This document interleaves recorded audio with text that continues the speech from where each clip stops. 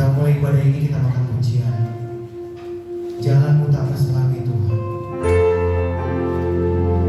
Sebab kehadiranmu di setiap hidup kami Tuhan. Di setiap waktu kami hadir Tuhan.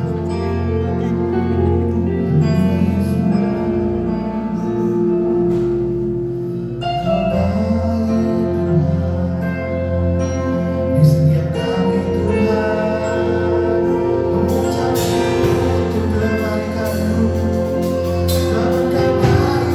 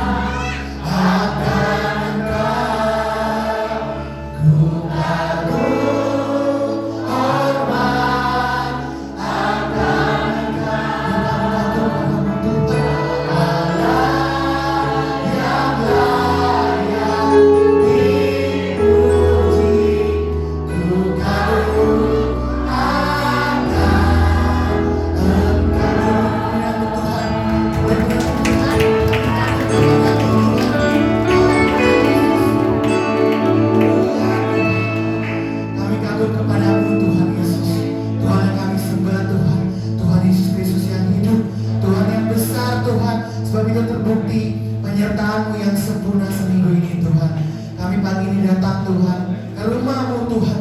Kami boleh datang untuk memuji Tuhan, memuliakan nama-Mu Tuhan. Kami ingin diberkati oleh firman-Mu Tuhan. Sebab kami yakin Tuhan, kami pulang tidak sama seperti kami datang Tuhan. Kami yang sakit Tuhan boleh sembuhkan Tuhan. Kami yang berbeban berat Tuhan boleh berikan jalan keluar Tuhan. Kami boleh bertemu muka dengan muka bersama-Mu Tuhan.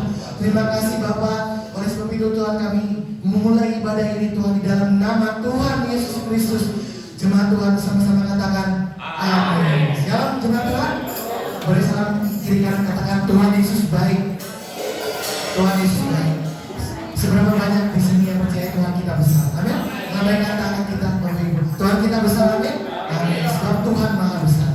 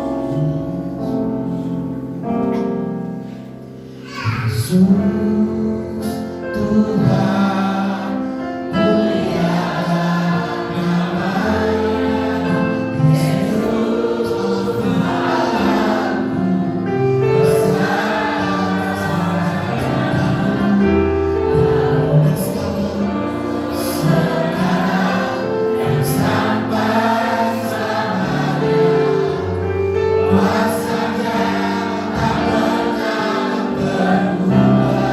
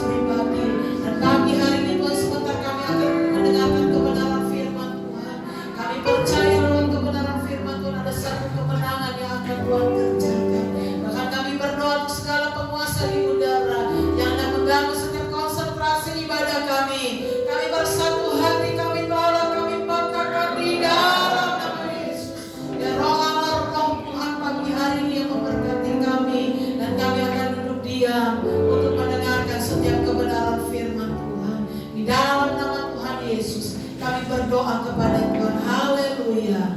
Amin. Tuhan. Shalom Bapak Ibu Saudara. Bersyukur kepada Tuhan pagi hari ini beberapa kita yang hadir, kita boleh kembali datang kepada Tuhan, kita boleh kembali beribadah kepada Tuhan ya. Saya melihat pagi hari ini banyak saudara-saudara kita yang tidak hadir. Saya lihat ada beberapa banyak yang mungkin sedang membawa liburan keluarganya ya. Tuhan ya. Hari ini kita ibadah, besok baru boleh jalan-jalan ya. Jangan lupa saya diajak. Tuhan. Bapak Ibu Saudara, dengan khotbah saya yang berseri tentang jangan takut yang Tuhan katakan kepada umat-umatnya, dan pagi hari ini sudah ada di kitab Hakim-Hakim. Kita akan membuka Alkitab kita dalam kitab Hakim-Hakim pasal yang ke-6 ayat yang ke-22 sampai ayat yang ke-24. Kitab Hakim-Hakim pasal yang ke-6 ayat yang ke-22 sampai ayat yang ke-24. Kita akan baca bersama-sama pada hitungan yang ketiga. Tuhan, 1, 2, 3. Maka tahulah bahwa itulah malaikat Tuhan. Lalu katanya, celakalah sesampailah melihat malaikat Tuhan dengan berhadapan muka. Tetapi berfirmanlah Tuhan kepadanya, selamatlah engkau, jangan takut, engkau tidak akan mati. Lalu Gideon mendirikan mezbah di sana bagi Tuhan dan menamainya Tuhan itu keselamatan. Mezbah itu masih ada sampai sekarang di Ofra, kota orang Abiezer. Puji Tuhan. Ayat 22 sampai ayat yang ke-24 ini adalah sebuah percakapan Tuhan atau yang datang kepada Gideon berbicara dan berbincang. Ada satu perbincangan pada waktu itu yang datang malaikat Tuhan itu dengan suaranya Tuhan, dan ada satu perbincangan yang diungkapkan kepada Gideon. Jadi antara malaikat Tuhan dengan Gideon ini berbincang. Dan di dalam perbincangannya itu, ketika Gideon melihat bahwa itu adalah malaikat Tuhan dan itu adalah suara Tuhan yang berbicara kepada Gideon, dia katakan, aduh aku akan mati. Aku akan mati karena sudah berhadapan muka dengan Tuhan. Tapi dalam ayat yang ke-22, ayat 23, ayat yang ke-24 dikatakan, jangan takut, engkau tidak akan mati. Karena ada satu pesan yang diutarakan Tuhan kepada Gideon. Pesannya apa? Karena engkau harus menyelamatkan bangsa Israel. Tuhan menyuruh Gideon untuk menyelamatkan bangsa Israel. Kenapa hal itu demikian? Kalau Bapak Ibu Saudara melihat di dalam Hakim-Hakim pasal yang ke-6 ayat yang pertama, kita balik dulu, kita lihat dalam ayat yang pertama dikatakan demikian. Ayat yang pertama, tetapi orang Israel melakukan apa yang jahat di mata Tuhan. Sebab itu Tuhan menyerahkan mereka ke dalam tangan orang Midian 7 tahun lamanya. Saya tidak tahu nih bangsa Israel ini bangsa yang bagaimana. Tapi Alkitab katakan bangsa Israel adalah bangsa yang tegar tengkuk. Tengkuk ini tengkuk yang tegar, susah ditundukkan. Dulu saya bilang, saya punya prinsip kepada saya cara mendidik anak-anak ya. Saya bilang kalau sudah besar, ini tengkuknya udah keras, nggak bisa ditekuk. Jadi selagi masih kecil, ditekuk habis-habisan, supaya besok nggak tegar tengkuk gitu, bahasa saya. Dan bangsa Israel ini adalah bangsa yang tegar tengkuk. Kenapa? Mereka melihat segala pertolongan Tuhan yang ajaib dan luar biasa. Tetapi dalam ayat yang pertama dikatakan, tetapi orang Israel melakukan apa yang jahat jahat di mata Tuhan. Alkitab katakan orang Israel itu melakukan sebuah kejahatan di mata Tuhan.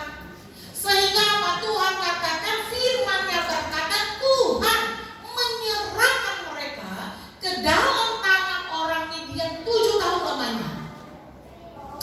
Saya tidak dapat membayangkan bagaimana perjalanan bangsa Israel selama 7 tahun itu di tangan orang Midian. Karena dalam ayat yang kedua dikatakan di sana, ayat yang kedua, orang Israel itu ketakutan pada orang Midian, sehingga mereka membuat perlindungan di gunung-gunung. Biasanya mereka itu tinggal di padang, gitu kan ya. Di padang mereka membentuk tenda, mereka tinggal di sana selama hidup mereka. Tapi di dalam ayat yang kedua Alkitab katakan, karena saking takutnya orang Israel ini, sehingga mereka membuat tempat perlindungan di pegunungan, di gunung-gunung. Artinya orang Israel memang sungguh sangat takut, sehingga mereka bikin itu rumah-rumah perlindungan di balik-balik gunung. Kenapa? Supaya mungkin tidak ditangkap, mungkin tidak dibunuh, tidak disiksa, tidak dianiaya. Dan Tuhan izinkan bangsa Israel mengalami hal yang demikian. Nah, hanya sampai di sana dalam ayat yang ketiga pun dikatakan, Alkitab berkata ayat yang ketiga, nanti baca ini saya secara cepat saja. Alkitab itu bilang, selesai mereka menabur, ditanam, yang terjadi adalah dihancurkan. Datang nih orang Midian, datang orang Amalek, orang-orang dari sebelah timur, lalu maju mendatangi mereka dan menghancurkan. Dihancurin di tanaman, baru juga selesai tanam. Saya percaya kita semua mungkin pernah bercocok tanam. Ya nggak jadi petani mungkin ya, tapi kita pernah menanam gitu kan ya. Kita mungkin bukan petani karena memang bukan kita bidangnya, dan mungkin kita tidak lahir dari keluarga petani. Tapi setidak-tidaknya Bapak Ibu Saudara pernahlah di tanaman tanam kalau gitu kan ya. Tanam, ini baru selesai menanam, baru selesai menabur, udah didatengin, dihancurin. Itu dalam ayat yang ketiga. Dalam ayat yang keempat, Alkitab katakan dalam ayat yang keempat dibilang begini, dimusnahkan di dalam ayat yang keempat. Jadi kalau ini tumbuh, hancurin, dimusnahkan. Wah, saya nggak tahu hidup di zaman itu seperti apa rasanya. Udah sampai di situ penderitaan bangsa Israel, Bapak Ibu Saudara. Dalam ayat yang kelima dikatakan apa? Dikatakan dirampas bahan makanannya, kambing dombanya. Jadi yang ada nih sekarang yang mereka bisa makan, mereka sangat luput nih dari orang-orang yang nggak percaya kepada Tuhan, yang nggak dihancurkan, yang terluput. Yang ada di makanannya diambil, dirampas, nggak sampai situ saja. Segala binatangnya pun diambil, dombanya, ternaknya, lembunya, keledainya, semua diambil. Dan yang terakhir Alkitab katakan dalam ayat yang ke-6, orang Israel menjadi sangat melarang. Kalau Bapak Ibu Saudara membaca Kamus Besar Bahasa Indonesia, kata melarang itu artinya tidak punya apa-apa. Kalau mau bikin surat miskin, setahu saya zaman dulu ya, itu sampai dibilang lantainya itu bukan dari keramik. Kalau Bapak Ibu Saudara bikin surat miskin, lantainya masih dari keramik, artinya belum miskin. Ya kan? Itu belum miskin katanya begitu. Jadi sampai lantainya itu pun bukan dari keramik. Kalau bukan dari keramik, baru dinyatakan miskin, katanya begitu di surat keterangan miskin. Karena saya pernah lihat. Melarang dalam Kamus Bahasa Indonesia itu tidak punya apa-apa. Tapi Alkitab katakan dalam ayat yang ke-6 menjadi sangat melarang. Betul-betul tidak punya apa-apa. Dan mereka harus melalui itu selama 7 tahun. Saya ibu-ibu nggak punya beras, nggak punya telur, ya pasti sudah pusing, sudah bingung. Kalau di kampung lebih enak, ya. Nah, Bapak Gembala itu hobinya nanam. Jadi kadang-kadang saya suka bilang gini, Papi, bayem, tinggal petik. Nah, tetangga sendiri ikutan juga ya, itu petik, bayem lihat, ambil. Kadang-kadang Bapak Gembala tanam singkong, ambil daunnya, masak. Dulu setahu saya Ibu Lili itu suka ambil namanya daun keremuk. Keremuk itu digot di pinggiran. Saya lihat Bu Lili, ngapain Bu Lili? Ini tahu tuh daun ini enak, daun keremuk. Diapain? Dibikin pecel, disiram bumbu kacang kali itu. Di pinggir kok dekat gereja yang parkiran mobil itu. Nah, itu banyak. Nah, kalau nggak punya duit kadang-kadang saya kesana ngambil. Tapi kan lebih enak, walaupun ada duitnya 1.000-2.000. Tapi saya lebih enak ya.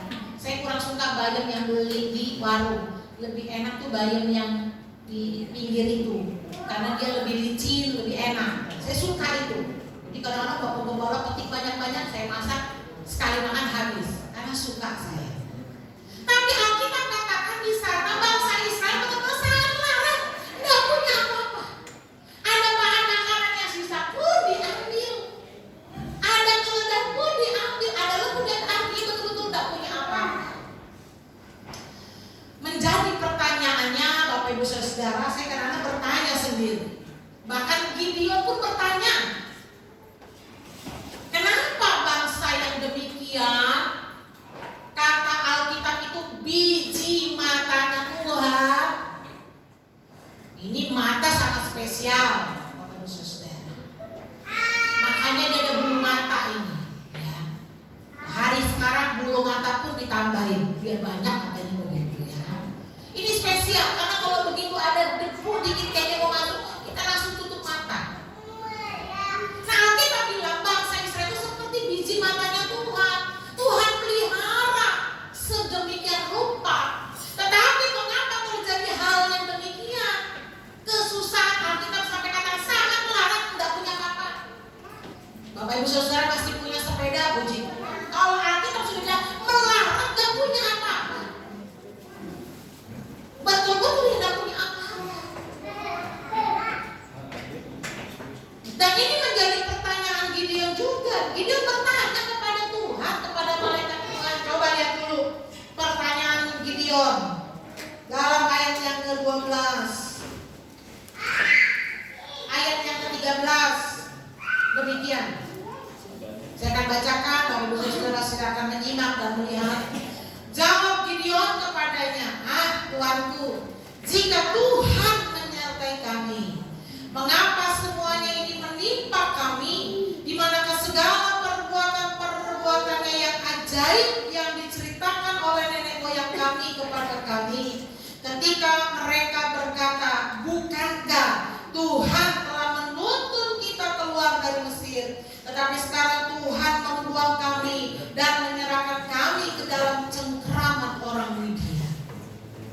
Alkitab katakan Gideon bertanya kepada Tuhan, jika memang Tuhan itu yang luar biasa, yang ajaib, yang menuntun kami keluar dari tanah Mesir, menuntun perjalanan kami menuju ke tanah perjanjian, kenapa sekarang kami ini ada di tangan orang Midian? Menjadi pertanyaan kita semua kan, kenapa sampai demikian bangsa Israel mengalami hal yang demikian? Baru selesai menanam sudah dihancurkan, baru ada tumbuh dikit dimusnahkan. Yang bisa kita diselamatkan, yang bisa mereka selamatkan, mereka simpan itu pun dirampas sampai gak punya apa-apa. Jawabannya di dalam ayat yang pertama. Coba kita lihat dulu. Dikatakan, tetapi orang Israel melakukan apa yang jahat di mata Tuhan. Ayat yang ke-10, coba kita akan lihat. Ayat yang ke-10 dikatakan demikian. Dan aku telah berfirman kepadamu, akulah Tuhan Allahmu, maka janganlah kamu menyembah Allah orang Amori, yang negerinya kamu diami ini, tetapi kamu tidak mendengarkan firman. Jawabannya cuma satu. Mereka berbuat jahat dengan mengikuti Allah orang Amori. Allah di mana mereka diam, itulah mereka ikuti. Bapak Ibu Saudara tahu apa arti kata orang Amori itu? Di sana itu dijelaskan artinya pahit, artinya pemberontakan. Tidak hanya sampai di sana, mereka adalah orang-orang yang suka mengeluh. Tapi tahukah Bapak Ibu Saudara, orang Amori itu diketahui apa? Mereka suka melakukan kejahatan, mereka suka melakukan perzinahan, mereka suka apa lagi? Mereka suka melakukan prostitusi, homoseksual. Tidak hanya sampai di sana, penyembahan berhala, ilmu sihir, dan yang menurut saya paling Tuhan benci adalah mereka mengorbankan anak-anak mereka dalam persembahan bakaran kepada para Baal. Tuhan itu cinta manusia. Tuhan itu cinta kepada ciptaannya. Waktu saya membaca keterangan mengenai orang Amori, Bapak Ibu Saudara, saya mencari adakah yang memang tercatat di dalam Alkitab. Kita akan sedikit membuka Alkitab ya. Di dalam 2 Tawarik, coba lihat dulu. Ada satu raja yang melakukan hal yang jahat di mata Tuhan. Kitab 2 Tawarik, pembacaan kami di rumah di pastori ini sudah sampai di Tawarik. Waktu saya membaca terus saya melihat hal-hal yang baik sekali sampai saya rasanya tertegun melihat perbuatan tangan Tuhan yang ajaib. Lihat dulu Alkitab kita, 2 Tawarik pasal yang ke-28 ayat yang ketiga. 2 Tawarik pasal yang ke-28 ayat yang ketiga, ini berbicara tentang Raja Ahaz, rajanya orang Israel. Raja Ahaz dia lakukan begini. Ia membakar juga korban di lembah Ben Hinnom dan membakar anak-anaknya sebagai korban dalam api sesuai dengan perbuatan keji bangsa-bangsa yang telah dihalalkan Tuhan dari depan orang Israel. Tuhan ini halalkan bangsa-bangsa, jangan dekat-dekat sama bangsa Israel. Umat kepunyaanku, umat biji mataku, umat kesayanganku, dihalalkan. Kenapa? Karena salah satu perbuatan yang sangat keji yang Tuhan tidak suka, perbuatan yang sangat jahat adalah mereka itu memberikan anak-anak mereka dibakar untuk diberikan persembahan kepada para dewa-dewa dan kepada para Baal. Perbuatan yang sangat jahat, yang saya pikir mungkin tidak manusiawi. Ini yang terjadi Bapak Ibu Saudara. Anak-anak itu dibakar, anak-anaknya. Raja Ahaz itu punya anak-anak, dibakar. Untuk apa? Diberikan persembahan. Sehingga Tuhan itu tidak suka. Itu adalah salah satu perbuatan jahat yang memang Tuhan tidak suka. Ada satu ayat kan dalam perjanjian baru, ular saja memberikan makan kepada anaknya, apalagi orang tua. Tapi ini yang terjadi, anak-anak ini dibakar sebagai apa? Korban dalam api-apian. Makanya perjalanan Raja Ahaz itu hanya sebentar. Tuhan buang, Tuhan singkirkan. Kenapa? Karena ada perbuatan-perbuatan jahat yang dilakukan oleh Raja Ahaz. Salah satunya perbuatan yang sangat keji, membakar anak-anak itu sebagai korban dalam api kepada para Baal. Perbuatan jahat,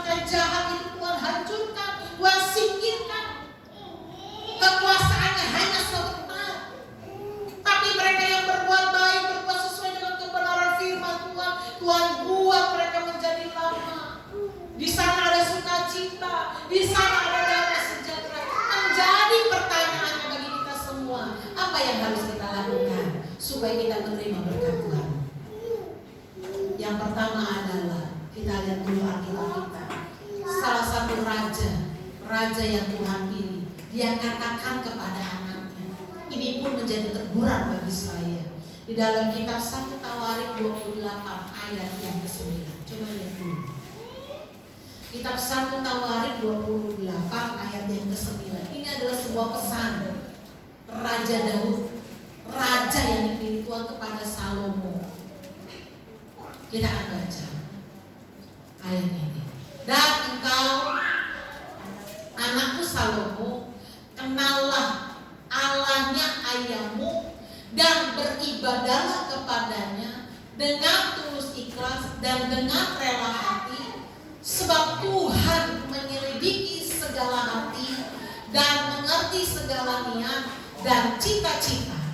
Jika engkau mencari Dia, maka Ia berkenan ditemui olehmu. Tetapi jika engkau meninggalkan Dia, maka Ia akan membuang engkau untuk selama-lamanya.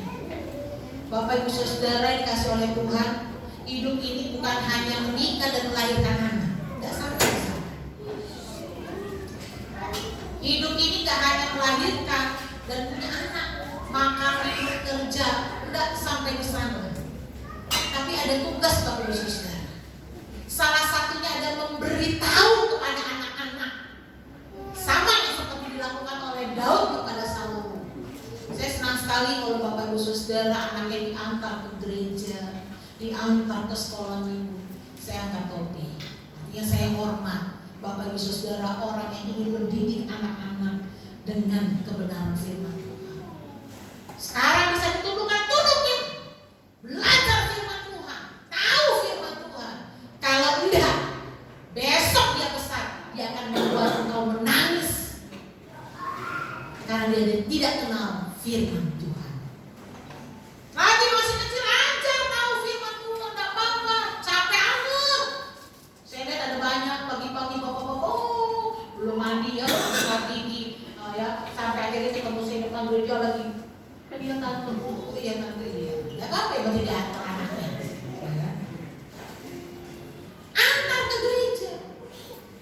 Tapi yang harus kita lakukan sama seperti Daud kepada Salomo, ada satu pesan adalah beribadahlah kepadanya, kepada Tuhan dengan apa? Tulus, ikhlas, dan rela hati. Waktu dikatakan tulus, ikhlas, dan rela hati itu saya sedih. Selama saya membaca ayat ini bolak-balik saya rasanya ini satu teguran menurut saya yang sangat luar biasa. Hari ini ada berapa banyak orang percaya beribadah kepada Tuhan tidak dengan tulus, tidak dengan rela hati. Tapi saya lihat gereja ini orang-orang datang beribadah dengan tulus hati dan rela hati. Amin. Karena di sini ada yang dibagi sembako. Di gereja sana datang ibadah dapat sembako, jadi semangat tuh gerejanya. Di sini tidak ada sembako, tidak ada Indomie, tapi tetap semangat. Dulu saya bilang itu dapat sembako, kata beberapa waktu yang lalu, jangan atau jangan dikasih, biarin aja. Ya, tapi semangat saya lihat semangat. Ya, biar susah menderita dalam Tuhan, terus ibadah cari Tuhan. Di gereja nggak dikasih apa-apa.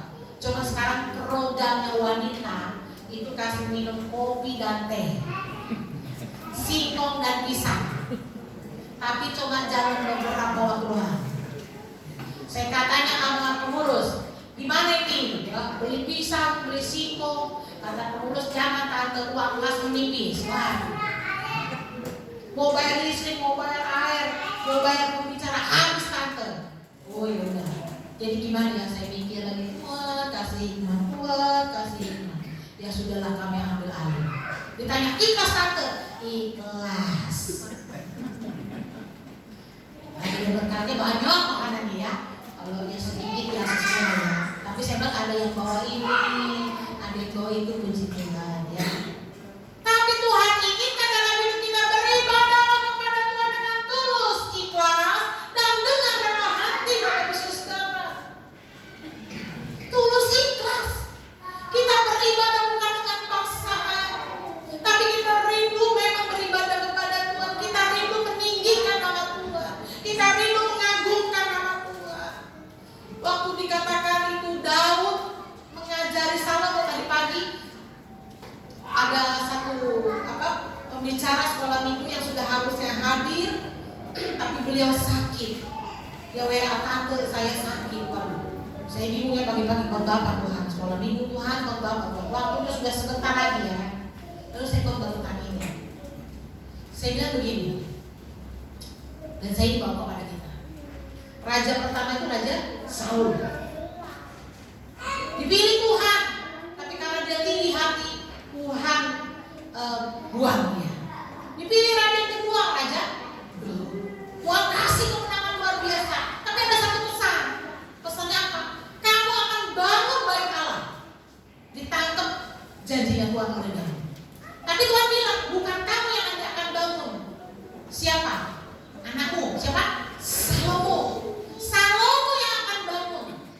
Tahu nggak Bapak Ibu Saudara? Selama masa hidup Daud itu kerja luar biasa. Selama dia jadi raja, dia kumpulin emas, masuk perbendaharaan. Nanti baca ya. Dia kumpulin perak, masuk dalam perbendaharaan. Lalu apa lagi? Dia kumpulin kayu-kayu yang bagus. Dia bikin satu perencanaan. Dia bikin. Nanti itu baca ya dalam Alkitab itu. Dia bikin semuanya. Waktu dia mau lengser, dia bilang sama Salomo, Salomo kamu harus bangun bait Allah. Ini semua udah saya siapkan. Ini perencanaannya, ini orang-orangnya, ini yang harus kamu buat, yang kamu ambil, yang kamu pilih, yang terbaik. Saya waktu baca itu saya nangis Bapak Ibu Saudara. Kadang-kadang kita belum pemberian terbaik untuk Tuhan. Kita masih hitung-hitungan sama Tuhan. Daud itu memberi yang terbaik sekali buat Tuhan. Kalau Bapak Ibu Saudara baca dalam Alkitab, bait Allah yang dibangun oleh Raja Salomo, dindingnya itu adalah dengan emas. Itu hiasannya itu batu-batu permata yang bernilai-nilai. Kadang-kadang kita belum memberi yang terbaik buat Tuhan. Saya dengan kesaksian, maaf ya bapaknya ada di sini, jadi saya harus cerita. Ini yang saya lihat.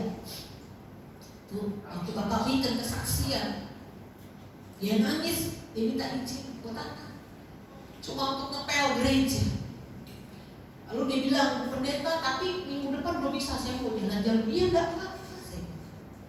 Waktu dia datang minggu kedua, dia beli itu kain pel yang zaman dulu ya kok ya, sekarang itu lumayan gitu. Nah, anak-anaknya suka kurang ajar anak-anak saya.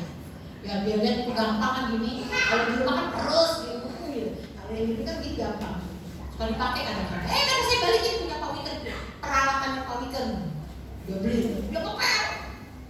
Saya bilang gini, aduh Tuhan, bagian yang terbaik udah diambil. Saya juga ambil Tuhan, saya mau. Ya hari yang lain saya pun nyambung ngepel gereja. Di hari yang lain Bapak Gembala pun ambil sapu dan ngepel gereja. Sikat WC. Kita rindu, mari kita berpacu Bapak Ibu Saudara. Kita bersaing, bukan bersaing tapi bersaing, saling untuk memberi yang terbaik bagi Tuhan. Apa yang bisa Bapak Ibu Saudara lakukan? Dulu waktu pembangunan gereja ini bukan saya bangun, bukan pakai uang saya. Pada waktu itu ada keluarga, bapak yang memberikan uangnya membangun gereja ini. Lalu saya beli cat untuk di depan supaya warnanya ngejreng gitu kan. Dia bilang, pendeta, saya udah beli cat gitu. Oh iya, udah saya beli, tahu Bapak Ibu Saudara, ini harga cat gereja ini aja nih 20 juta dia bilang. Ini cat 20 juta. Yang bagus pendeta, sehingga kalau itu kotor tinggal disikat gitu. Nanti dia hilang. Dia beri yang terbaik dengan tulus ikhlas dan dengan rela hati. Dan berapa banyak dari kita kadang-kadang kita memberi di gereja, kita menabur di gereja, kita ngomong di sana sini, kita dengan rela hati dan tidak dengan tulus ikhlas. Sehingga Daud kasih pesan kepada Salomo, kalau engkau beribadah kepada Tuhan harus dengan tulus ikhlas dan dengan rela hati. Saya dalam sejarah perjalanan Alkitab tidak ada seorang satupun raja yang dimuliakan selain Raja Salomo. Kenapa? Karena dia belajar memberikan yang terbaik dengan tulus ikhlas dan dengan rela hati. sesuai dengan apa yang dikatakan oleh Raja Daud. Dan harusnya kita belajar hari ini, kita berbondong. Sama-sama kita bersaing memberi yang terbaik buat Tuhan. Kadang-kadang kita bisa memberi di luar itu dengan sangat baik. Tapi buat Tuhan, buat gereja Tuhan, buat pelayanan Tuhan, kita masih hitung untung dan rugi. Kasih kita masih hitung-hitungan. Saya kadang-kadang cuma mau bilang begini, buat Tuhan kok kadang-kadang demikian. Kalau Tuhan kasih napas saya dikit aja tuh.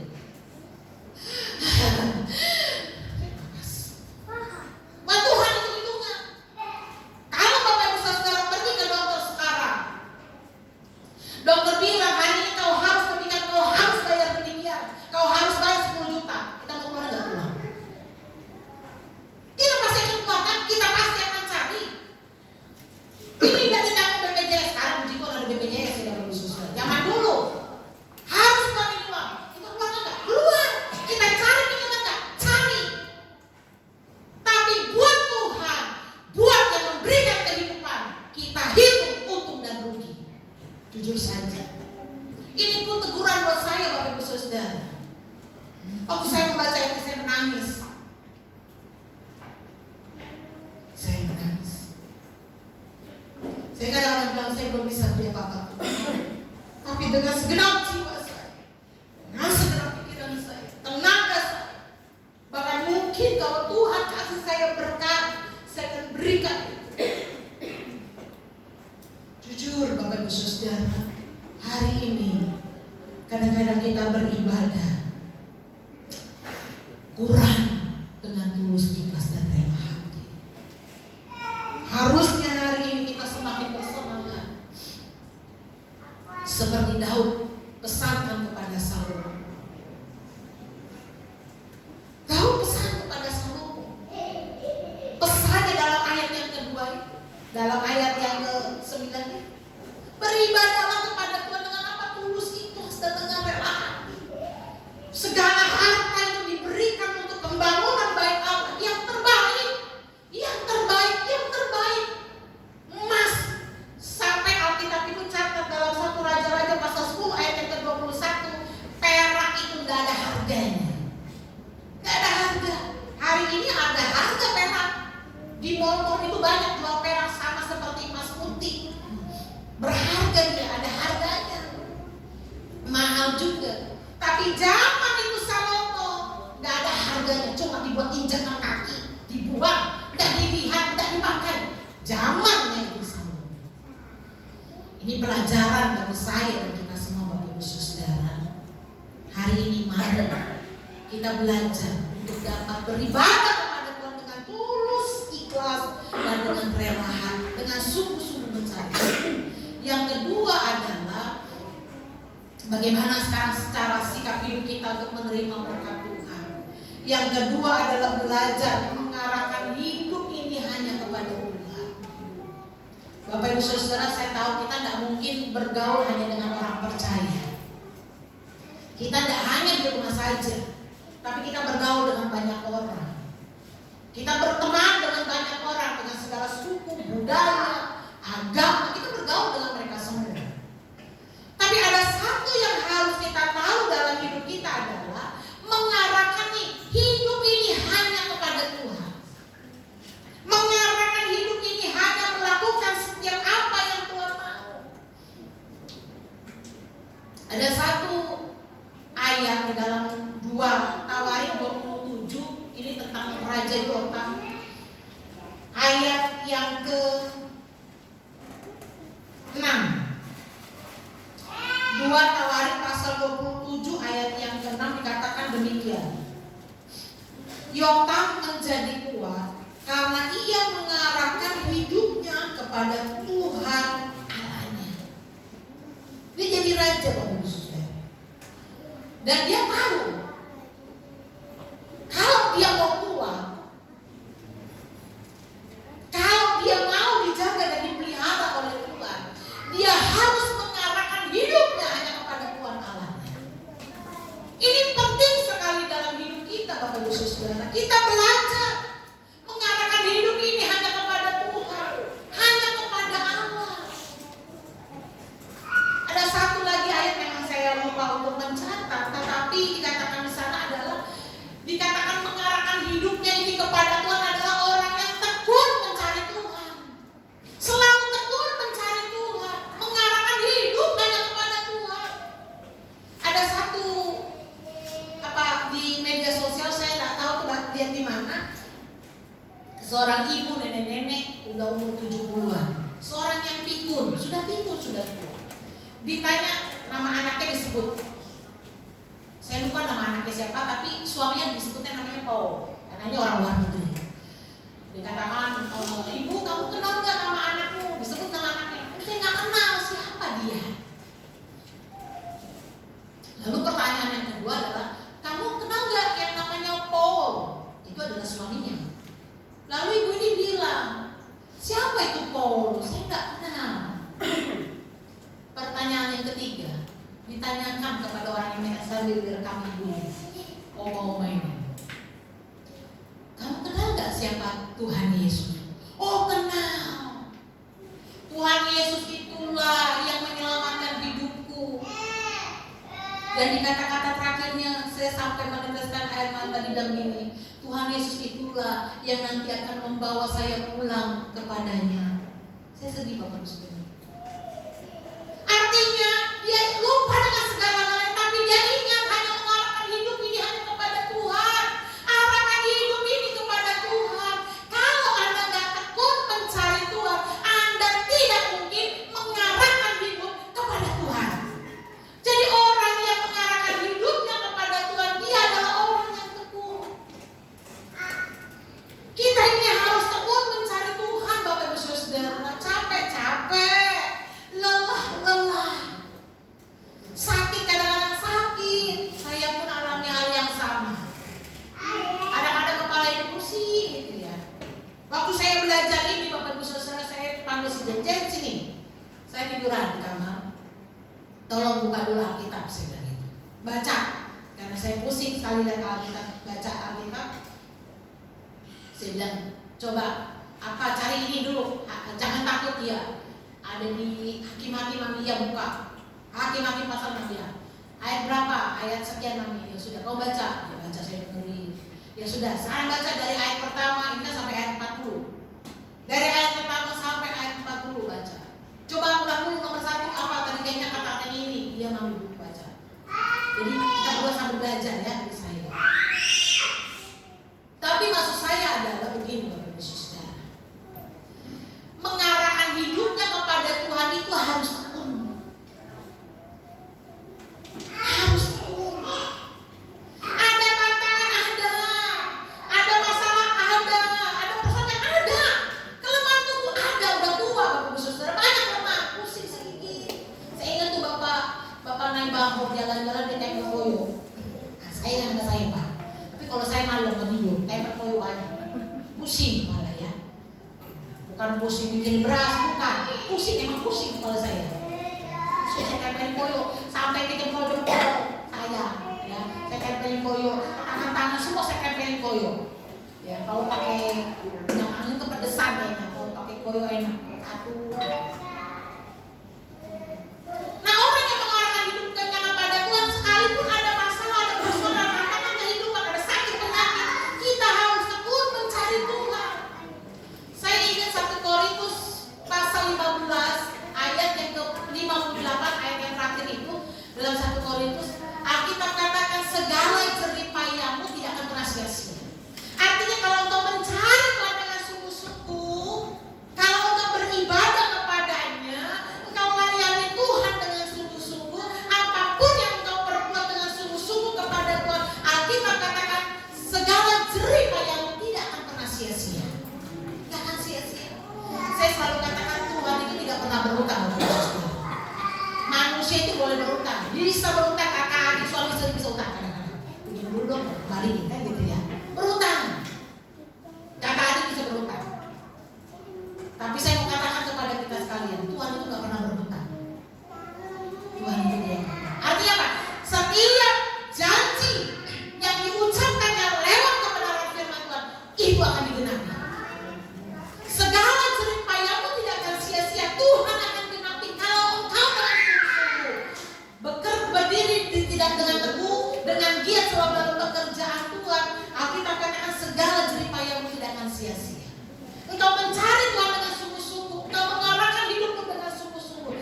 segala jeripayahmu tidak akan sia-sia. Tuhan akan memberikan yang terbaik. Kalau Bapak Ibu Saudara di rumah baca kitab Tawarik, aduh, sungguh sangat luar biasa. Ada banyak perbedaan, betul. Orang yang sungguh-sungguh mengarahkan hatinya kepada Tuhan, yang beribadah dengan bersifat, itu banyak. Itu Tuhan buat jadi berhasil, Tuhan buat jadi luar biasa. Ada kedamaian, ada sukacita, ada generasi-generasi yang diberkati oleh Tuhan. Saya yakin dan percaya Bapak Ibu Saudara, kita hidup, kita ingin kok generasi-generasi kita generasi yang diberkati oleh Tuhan. Kita rindu. Makanya sama sesuai dengan kitab Mazmur katakan, Daud katakan, aku tidak pernah melihat anak cucu orang benar yang meminta. Itulah janji Tuhan. Pagi hari ini kita belajar sama-sama.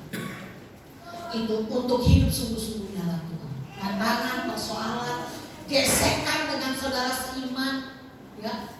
Mungkin ada perkataan-perkataan yang menyakitkan. Saya pun seringkali berkata mungkin dengan kasar karena memang saya ceplos tipe orangnya. Tapi saya ingin percaya kalau Bapak Ibu Saudara mencari Tuhan dengan sungguh-sungguh, beribadah kepada Dia dengan tulus ikhlas, dengan rela hati, Tuhan akan memberkati dan menolong kita semua. Amin. Haleluya. Saya melakukan musik kembali beri. Saya ingin menaikkan Yesus lebih besar dari segala-galanya.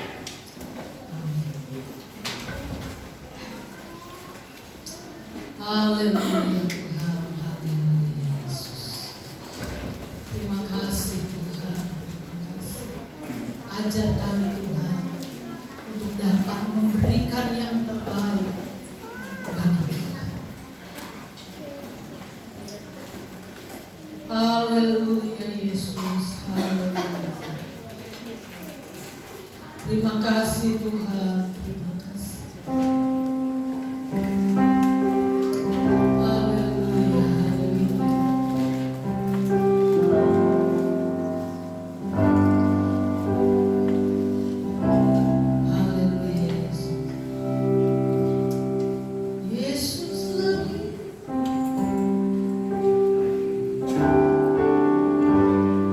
Yesus lebih besar dari segala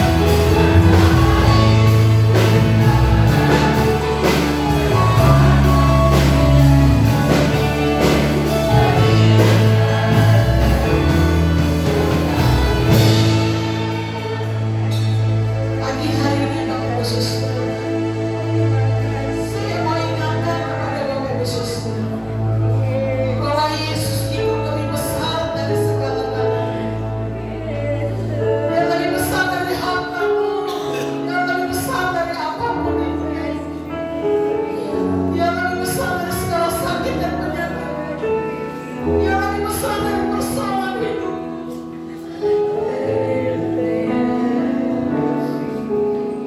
Sekalipun kau dihadapi dengan segala tantangan kehidupan, belajarlah untuk selalu mencari Tuhan, beribadah kepadanya dengan tulus, ikhlas dan rela.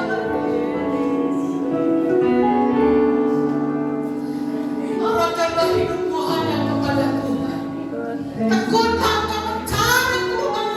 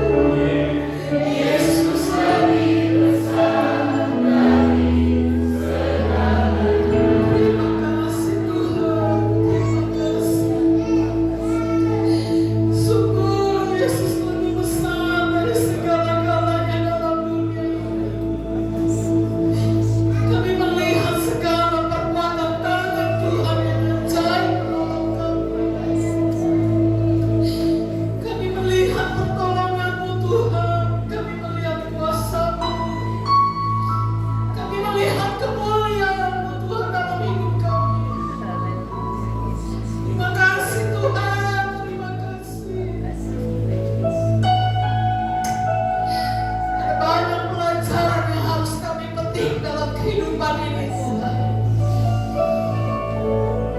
Dan biarlah Tuhan kami tidak membuang waktu kami dengan sia-sia.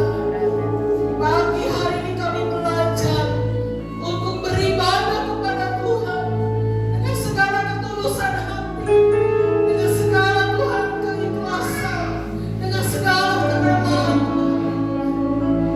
Dan kami belajar untuk mengarahkan hidup kami hanya kepada Tuhan. Kami mau belajar untuk tekun mencari Tuhan. Sekalipun ada banyak tantangan, sekalipun ada banyak kesulitan, ada banyak persoalan, bahkan mungkin kelemahan tubuh yang kami alami, tapi biarlah kami terus mencari Tuhan, karena kami tahu Tuhan, hanya di dalam Tuhanlah kami dimampukan. Hanya di dalam Tuhan, Tuhan akan memberikan kami kemenangan. Terima kasih Tuhan, terima kasih. Berkati kami yang di depan, kami yang di belakang. Berkati kami yang ada di bawah, kami yang ada di atas. Tuhan melawat kami pribadi lepas pribadi. Bahkan pagi hari ini kami pulang membawa sukacita. Kami pulang membawa damai sejahtera. Kami pulang membawa berkat Tuhan. Bahkan kami pulang membawa kemenangan yang Tuhan kerjakan atas kehidupan kami. Terima kasih Tuhan, terima kasih. Kami sungguh bersyukur kepada Tuhan untuk segala sesuatu yang Tuhan kerjakan atas hidup kami. Kami percaya Tuhan, semuanya mendatangkan kebaikan dalam hidup kami. Terima kasih Tuhan, terima kasih. Kami sungguh bersyukur kepada Tuhan. Di dalam Tuhan Yesus, kami berdoa kepada Tuhan. Haleluya. Amin.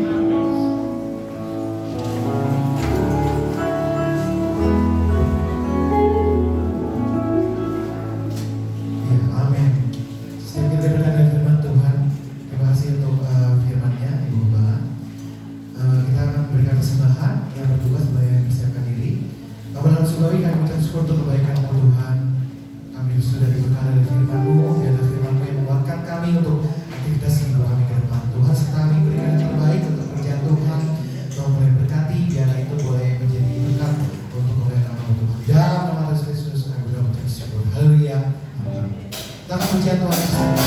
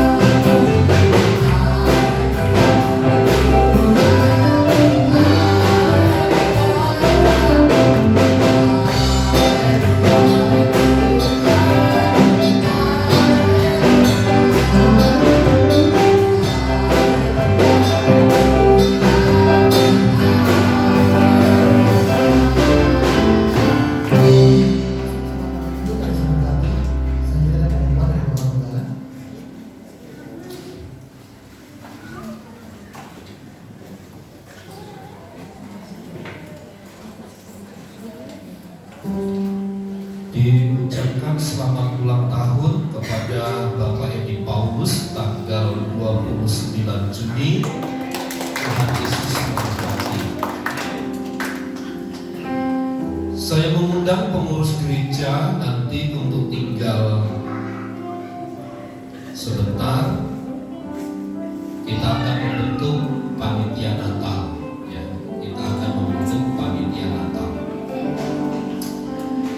Selamat kepada keluarga Bapak Riyadi Naibaho dan Ibu Irdes telah dikaruniai seorang anak laki-laki pada 3 atau 4 hari yang lalu. Hari Senin, ya hari Senin. Dikaruniai seorang anak laki-laki, ya. Tuhan memberkati, memberi kesehatan, kekuatan yang baru kepada keluarga Bapak Riyadi Naibaho.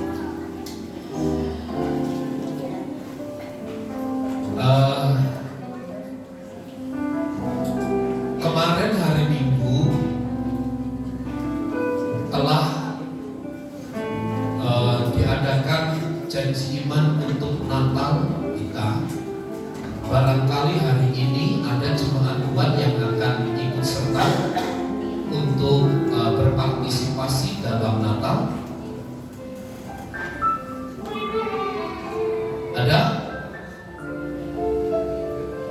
Ini yang belum Ibu Gembala ya. Lili langsung kau udah ngomong ya. Baik. Ada?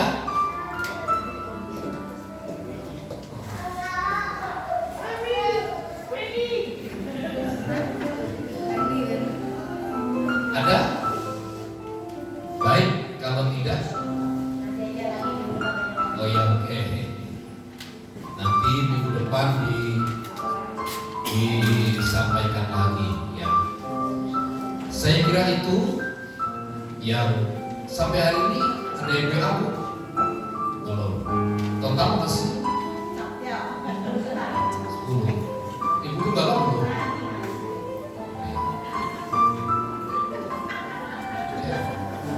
Baik, saya kira itu pengumuman yang saya sampaikan. Sekali lagi tinggal sebentar untuk pengurus gereja supaya kita bisa berbincang-bincang untuk rapat bersama untuk pembentukan panitia Natal. Saya kira itu Tuhan Yesus memberkati. Saya mengundang sekali lagi kita bersama berdiri. Kita akan akhiri ibadah kita di dalam doa. Kemuliaan dan hormat hanya bagi Tuhan yang telah memungkinkan kami bersekutu dan beribadah pagi hari ini dengan baik. Adalah sukacita kami terbesar manakala kami bisa terus membangun hubungan yang indah bersama dengan Tuhan, baik melalui pujian, melalui pelayanan, melalui penyembahan, melalui pemberitaan firman Allah. Kami percaya ada berkat Tuhan, ada kemurahan dan kebaikan Tuhan yang selalu dilimpahkan, diberikan kepada kami.